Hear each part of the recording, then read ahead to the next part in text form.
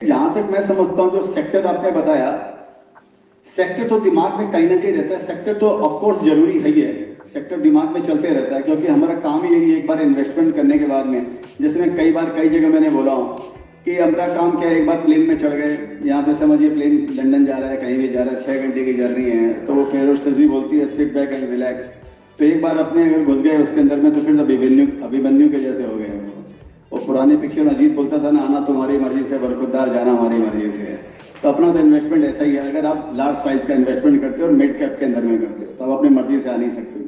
तो सेक्टर तो ऑफकोर्स जरूरी ही है, क्योंकि मैं जो सबसे ज्यादा वो देखता हूँ ग्रोथ।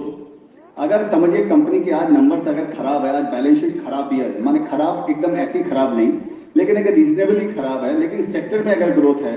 और जो मेरा एक दूसरा एक कोट है कि जो मैनेजमेंट के बारे के अंदर में, कि मैनेजमेंट में फायर होनी चाहिए, उसमें उसको एम्बिशन होना चाहिए।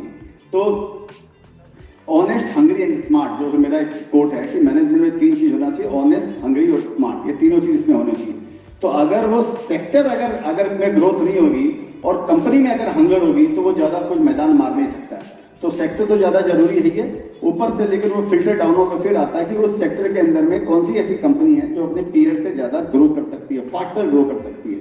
तो अप्रोच ये रहता है। तो पहला तो क्वेश्चन का जवाब ये है।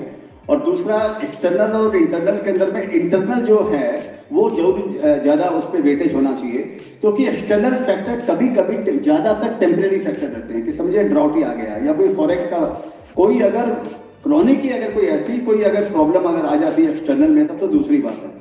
लेकिन अगर आपका इंटरनल अगर बेस अगर आपका मजबूत नहीं है और एक्सटर्नल फैक्टर अगर अच्छा है, तो भी आप प्रगति नहीं कर सकते हो।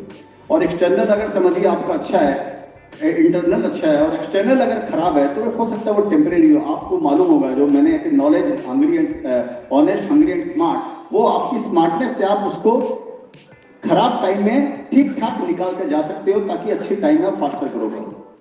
मेरे को इंडिया का सब सेक्टर टॉप अच्छा लगता है सर।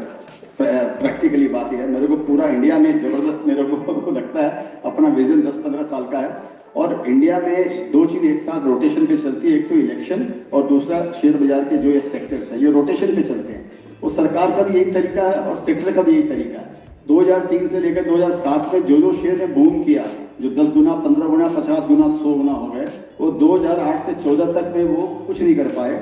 और जिन्होंने 2003 से 2007 के बीच में कुछ नहीं किया, वो 2008 से 2014 के बीच में मल्टी वगैरह हो गए हो सकते। तो ये रोटेशन पे चलता है। आपको वो जो मेरा एक कोट हो रहा है कि buy like a bull, sit like a bear and watch like an eagle.